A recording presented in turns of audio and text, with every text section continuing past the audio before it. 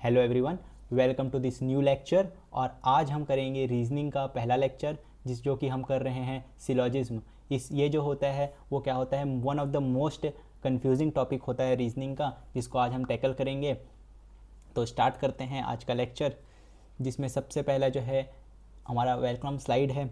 तो once again welcome everyone हमारे नए लेक्चर में, जो कि है लेक्चर 1 ऑफ सिलॉजिज्म।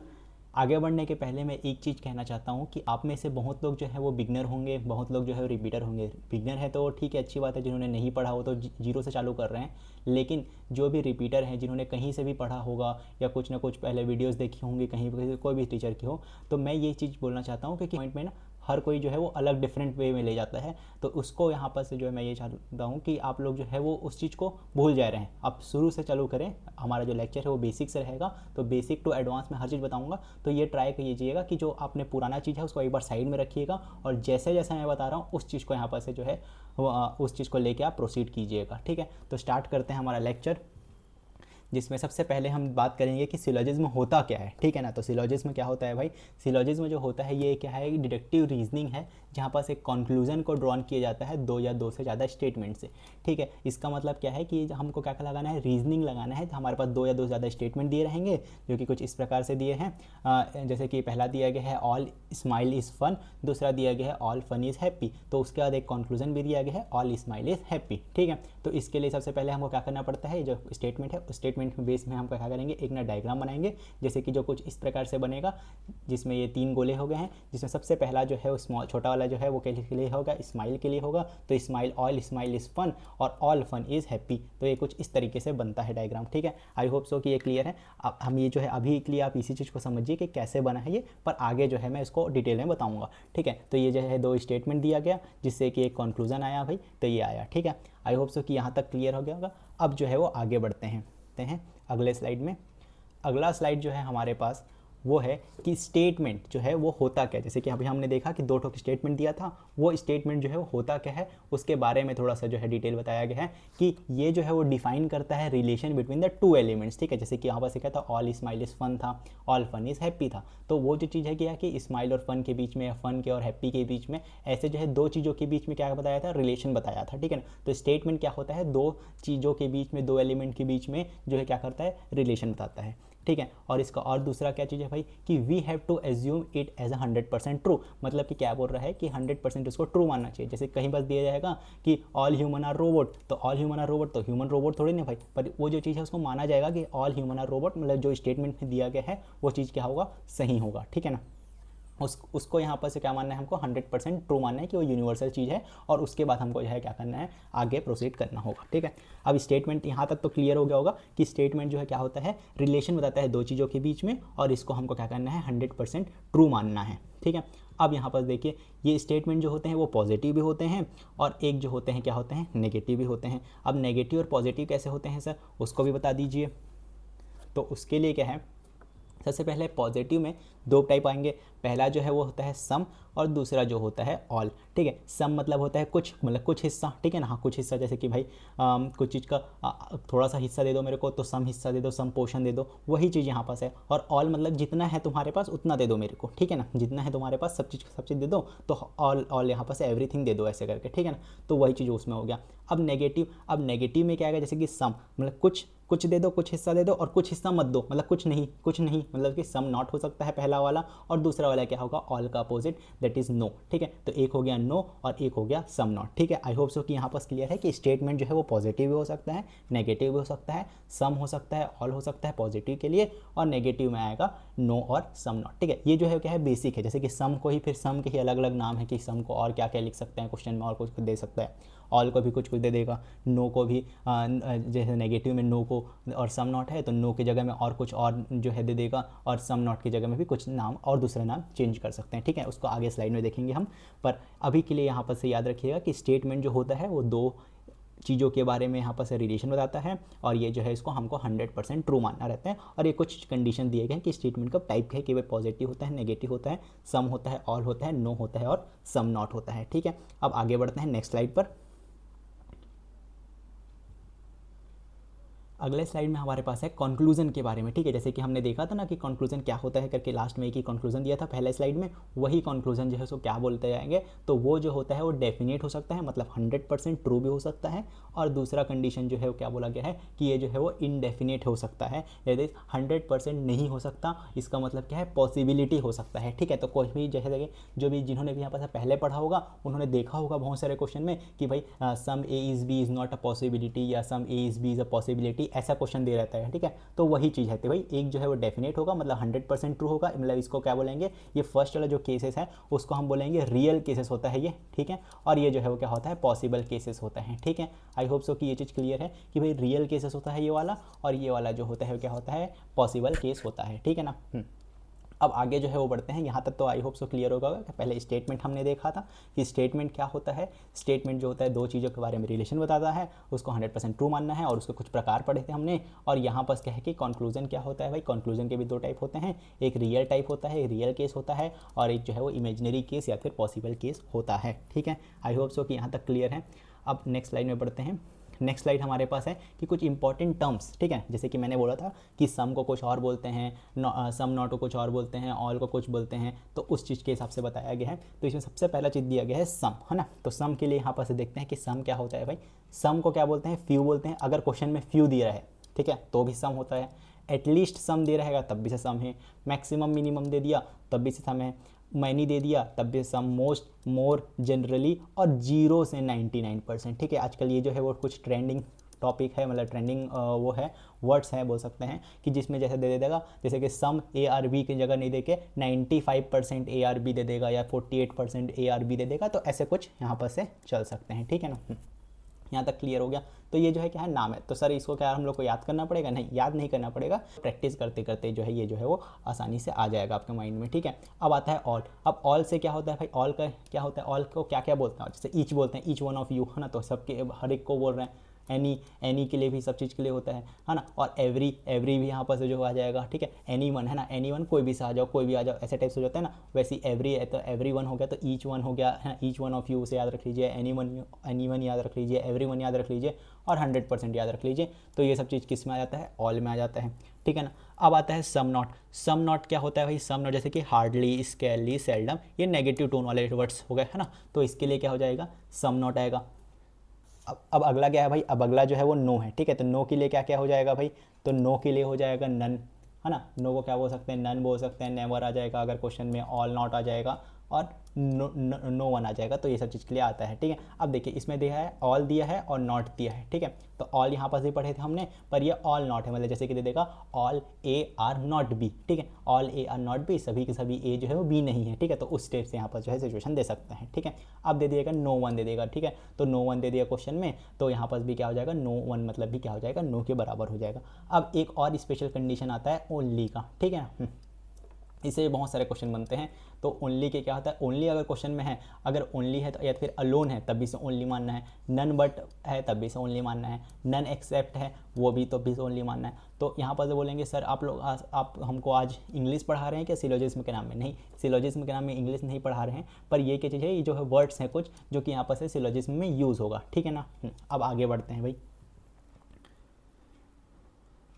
अगला जो है हमारे पास है कि भाई कॉन्सेप्ट ऑफ सम, ठीक है। जैसे कि हमने अभी पढ़ा था, सम पढ़ा था, ऑल पढ़ा था, फिर पढ़ा था नो पढ़ा था, और सम नॉट पढ़ा था, ठीक है। तो उसी के बेस में यहाँ पर जो है कुछ कॉन्सेप्ट हैं। तो उसके लिए यहाँ पर आपको क्या करना पड़ेगा, जैसे कि मैंने एक डायग्राम बनाया है, तो ये याद रखिएगा कि सम का डायग्राम कैसे बनता है, ठीक है। जैसे पी और क्यू है, और क्यू और आर दिया गया है। यहाँ पास क्वेश्चन में सबसे पहला चीज़ क्या है भाई, सम पी आर क्यू। कुछ पी जो है क्या है, आर हैं, और कुछ क्यू जो है वो आर हैं। तो इसका डायग्राम कुछ इस तरीके से बनेगा। अब कैसे सर, हमको कैसे पता था? तो देखिए ये चीज़ याद रखना है कि भाई सम का डायग्राम जो है ये हो गया, एक ये वाला गोला हो गया, ठीक है, वो पी का गोला हो गया। अब ये जो है वो क्या होगा, क्यू का गोला हो गया। अब ये दोनों के बीच में क्या है, कवर है, दोनों एक दूसरे को कवर कर रहे हैं इन लोग, है ना। तो इतने ही पार्ट में कर रहे हैं, क्यों इतने पार्ट में कर रहे हैं सर? क्योंकि सम दिया है, सम दिया है करके हमने क्या किया, आधे पार्ट में किया। इसके पहले मैं जो शुरू में पढ़ा था ना, फर्स्ट स्लाइड में आप लोग को याद होगा कि हमने दिया था ऑल का दिया था। तो ऑल के में क्या हुआ था, ये दिया था, और उसके बाद फिर ये ऐसे करके गोला बन रहा था ना। तो उसका मतलब क्या है कि ये जो चीज़ है उसको ये भी कवर कर रहा है, और इसको जो है वो ये वाला कवर कर रहा है। तो वो चीज़ यहाँ पर से है, ठीक है ना। बस सम और ऑल में यही है डायग्राम, बस का डिफरेंस होता है। अब इसमें देखते हैं कि आगे कैसे करेंगे। अब यहाँ तक तो समझ आ गया होगा कि पी और क्यू का डायग्राम कैसे बनाते हैं। तो अगर सम का बनाना है तो आधा पोर्शन जो है यहाँ पास क्या होगा, कवर होगा, जैसे कि यहाँ पास हुआ है और वैसे ही यहाँ पास सिमिलरली यहाँ पास भी हुआ है। ठीक है, अब ये तो चीज़ तो क्लियर हो गया सर कि यहाँ पास है सम का डायग्राम कैसे बनाते हैं। अब रियल केस और ये पॉसिबल केस क्या लिखे हो सर, उसको भी बता दो। अब देखिए, जैसे मैं बताया था ना कि कंक्लूजन जो होते हैं वो एक होते हैं रियल केस में और एक होते हैं पॉसिबल केस में। ठीक है ना, यहाँ तक तो क्लियर हो गया होगा। तो अब स्टार्ट क्या करना है सर, इसमें करना है कि रियल है और एक जो है वो पॉसिबल केस है। ठीक है, यहाँ तक तो क्लियर है। अगर हमारे पास क्वेश्चन में दिया है कि some P are Q, some Q are R, ठीक है, सम क्यू आर आर, तो सम पी इज क्यू बना दिए, ठीक है ये वाला, और सम क्यू इज आर बना दिए। यहाँ तक क्लियर है कि सर? जी हाँ, बिल्कुल क्लियर है सर। अब देखिए, अगर क्वेश्चन में दिया गया है कि कुछ कॉन्सेप्ट है ये कि सम का केस दिया गया, तो सम का केस से तो ये बना दिए। अब अगर हमको क्वेश्चन में दिया गया है कि रियल केस दिया है, रियल केस मतलब कि सम ए आर बी दे दिया मान लेते हैं, ठीक है ना, क्वेश्चन में भी पूछ दिया, ये चीज़ दिया गया, सॉरी ए और बी बोलता हूँ, पी और क्यू दे दिया, ठीक है ना, कि सम पी आर क्यू दे दिया। ठीक है, तो सम पी और क्यू दे दिया मतलब क्या दिया भाई, कि अब यहाँ पर से सम पी और क्यू दिख रहा है, हाँ दिख रहा है, तो ये चीज़ कहीं हो जाएगा। अब ये रियल केस आपने क्यों लिखा था सर, क्योंकि ये क्या है, रियलिटी में बोल रहा है कि भाई डेफिनेट बताइए, डेफिनेट होता था ना रियल मतलब, तो डेफिनेट बताइए क्या सम पी आर क्यू हैं, तो आप बोलेंगे हाँ है सर, ये तो दिख रहा है डायग्राम से। ठीक है, हाँ तो ऐसे ही सर पॉसिबल वाला केस बताइए। अगर पॉसिबिलिटी में पूछा है कि सम पी आर क्यू, तो अगर यहाँ पर से जब दिया है कि some P are Q definitely सही है, तो पॉसिबिलिटी में क्या हो जाएगा, सम पी आर क्यू जो है वो क्या हो जाएगा, फॉल्स हो जाएगा। अब इसी प्रकार से अगर हम देखें तो ये तो पी आर क्यू का हो गया, ऐसे ही सेम जो है वो क्यू और आर का भी बनेगा। ठीक है ना, तो इसमें तो ये हो गया। ऐसे में ही सर यहाँ पास अगर क्यू रहता और यहाँ पास आर रहता तो पॉसिबिलिटी में ये भी क्या हो जाता, रॉन्ग हो जाता। ठीक है, तो अगर पास वाला केस है, जैसे कि यहाँ पर देखिए सम पी आर क्यू दिया है, सम क्यू आर आर दिया है, तो ये दोनों में सेम केस फॉलो होगा। अब देखिए सर कि ये पी है और ये आर है, इसका भी तो केस बन सकता है, तो सर क्या सम पी आर आर सही होगा, तो ये जो है रियल केस में जो है ना ये गलत हो जाएगा। क्यों? क्योंकि हमको डायरेक्ट नहीं पता चल रहा है कि सम पी आर आर होगा कि नहीं होगा, होने के लिए हो सकता है पर डेफिनेटली नहीं पता ना। इसी कारण से यहाँ पर से जो पी आर आर ये वाला जो कंडीशन है ये डेफिनेटली वाले में क्या हो जाएगा, फॉल्स हो जाएगा। अब इसी प्रकार से अगर हम इसमें देखेंगे तो पी आर आर वाला जो है, अगर some P are R is a possibility अगर पूछा है, ठीक है ना, तो क्या पॉसिबिलिटी में ये वाला कंडीशन में सही हो जाएगा, तो हाँ, क्योंकि पॉसिबल हो सकता है, होगा ऐसे दिया नहीं है कि एकदम है ही जैसे करके, पर अगर होने के लिए तो हो सकता है। तो पॉसिबल केस मतलब क्या होता है कि प्रोबेबिलिटी होने का चांसेस तो है, तो इसमें क्या हो जाएगा, सही हो जाएगा। ठीक है ना, अब इसका रिवर्स केस में भी क्या होगा भाई, अगर इसमें ये जगह मैं आर लिखूँ और यहाँ पास पी लिखूँ तब भी से पॉसिबिलिटी सही हो जाएगा, और वैसे ही यहाँ पर जैसे इसका पी और आर था, इसका क्यू और आर सही होगा, इसका क्यू और आर था और इसका आर और क्यू के लिए भी ये जो कंडीशन है वो क्या होगा, सेम होगा। ठीक है, तो आई होप सो कि ये सम जो केसेस हैं पॉसिबिलिटी के लिए भी और रियल केसेस में, तो वो सम के लिए आपको को सही हो गया होगा। ठीक है, अगर ये क्वेश्चन जो है सम में ही दिया है, ठीक है, अब अगर पूछा जाए कि ऑल का बताइए सर, कि भाई सम पी आर क्यू दिया है ये वाला और सम क्यू आर आर दिया है, जैसे कि ये डायग्राम दिया है, ठीक है ना, तो इसमें अगर हमको दिया गया कि ऑल पी आर क्यू, क्या ये पॉसिबल होगा, तो देख बताइए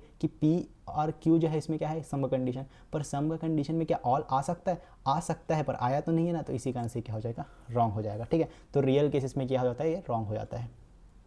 अब यहाँ पर अगर क्यू आर आर दिया है, ये ऑल क्यू और आर दिया रहेगा क्वेश्चन में, तब भी से इस डायग्राम के अकॉर्डिंग ये भी क्या हो जाएगा, रॉन्ग हो जाएगा। ठीक है ना, अब अगला अगर पूछा जाए कि सर ये पी और क्यू का हो गया, क्यू और आर का हो गया, तो बताइए क्यू और आर का, तो क्यू और आर का भी गलत हो जाएगा भाई, सम क्यू और आर यहाँ पास दिया है तो ऑल को तो ये गलत हो सकता है, गलत हो जाएगा। ठीक है ना, अब अगर पूछा जाए कि सम आर आर क्यू है क्या सर, तो ये भी क्या हो जाएगा, रॉन्ग हो जाएगा। ठीक है ना, आई होप सो कि आप समझ आ रहा होगा कि कैसे करना है।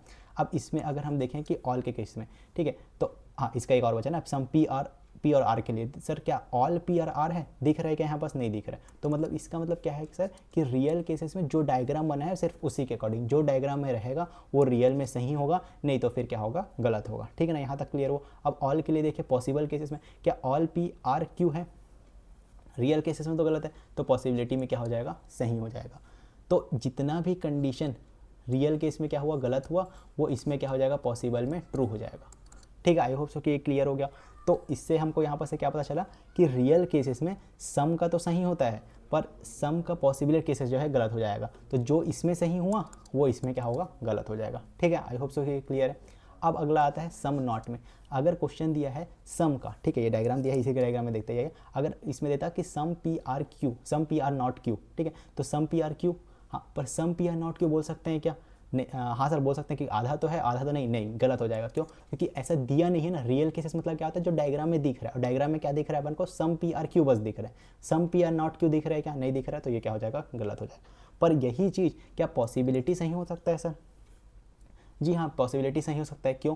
क्योंकि सम पी आर क्यू, तो आधा जो बचा हुआ पी है वो क्यू नहीं भी हो सकता। इसी कारण से पॉसिबल है ना, 1% चांस है कि नहीं होगा करके, तो वो जो चांस होता है ना, इसी कारण से यहाँ पर पॉसिबल केसेस क्या हो जाता है, सही हो जाता है हमेशा। ठीक है, अब वैसे ही पी और क्यू का बताया, वैसे ही क्यू और आर का होगा। अब देखेंगे कि पी और आर के में, तो सब सर क्या सम पी आर नॉट आर, क्या ये सही हो सकता है? क्या सही हो सकता है? क्या सही है? क्या ये नहीं है? क्योंकि डायग्राम के हिसाब से, क्योंकि रियल केस का मैंने पूछा ना, तो क्या सही है या नहीं है, तो ये क्या हो जाएगा, रॉन्ग हो जाएगा। पर क्या पॉसिबल हो सकता है भाई, some P are not R is a possibility, तो आंसर क्या आ जाएगा, यस सर पॉसिबिलिटी। तो देखिए यहाँ पर ये ऑल है और ये सम है, उसका हर एक पॉसिबल कंडीशन क्या हो रहा है, सही हो रहा है।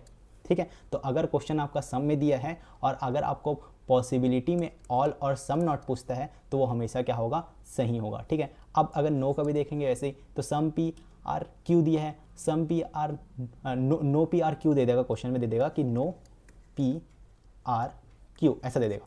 तो नो पी आर क्यू क्या यहाँ बस दिख रहे हैं, नहीं दिख रहा है सर, तो ये रॉन्ग हो जाएगा। तो हर एक कंडीशन नो के इसमें भी क्या हो जाएंगे, गलत हो जाएंगे। पर क्या पॉसिबल हो सकता है क्या सर कि नो पी आर क्यू? अब बताइए क्या पॉसिबल हो सकता है?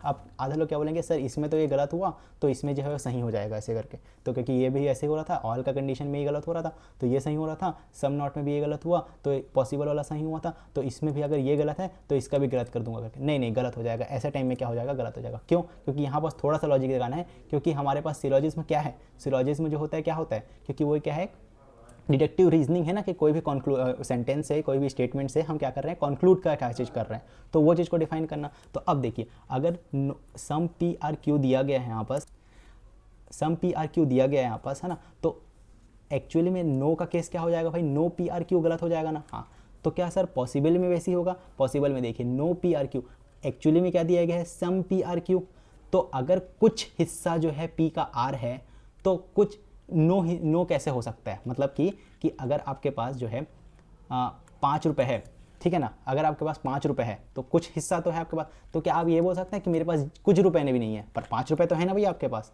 इसी कारण से यहाँ पर से बोला गया है कि कुछ हिस्सा तो है, लेकिन तो इसका मतलब ये नहीं कि नो नहीं बोल सकते आप ना, तो इसी वजह से नो रियल केस में भी गलत होता है और पॉसिबल केस में भी गलत होता है। तो यहाँ पर से इसका एक्सेप्शन हो गया, ऐसा याद रख लीजिए, या तो फिर लॉजिक से यहाँ पर से याद रख लीजिए। ठीक है, आई होप सो कि ये सम का कॉन्सेप्ट जो है वो क्रिस्टल क्लियर हो गया होगा। अब आगे बढ़ते हैं। सो दैट्स इट, और आज का सेशन जो है हमारा यहीं पर समाप्त होता हुआ। और आज हम लोग ने यहाँ पर से क्या किया, सम किया, पॉजिटिव केसेस कॉन्सेप्ट कर लिए हैं। अब हम नेगेटिव केसेस जैसे कि सम नॉट और नो वाला कॉन्सेप्ट करेंगे। उसके बाद जो है और कुछ छोटे छोटे वर्ड्स हैं जो कि जिसका मीनिंग बताना ज़रूरी है, पर ये जो चीज़ आपने समझ लिया उसके बाद फिर जो है हम सीधा प्रैक्टिस करेंगे क्वेश्चन का। तो एक सेशन और आएगा उसके बाद फिर जो कि प्रैक्टिस का होगा, तो ऐसे करके 3-4 पार्ट में हम सिलोजिज्म को भी पूरा कंप्लीट कर देंगे, A to Z सिलोजिज्म, और उसके बाद फिर आपको और कहीं पर जो है वो भटकने की जरूरत नहीं पड़ेगी सिलोजिज्म में। ठीक है, तो आई होप सो कि आप लोग को ये सेशन अच्छा लगा। So thank you everyone for watching, और मिलते हैं नेक्स्ट क्लास में। तब तक के लिए take care and keep revising जो आज हमने जो है पढ़ा है।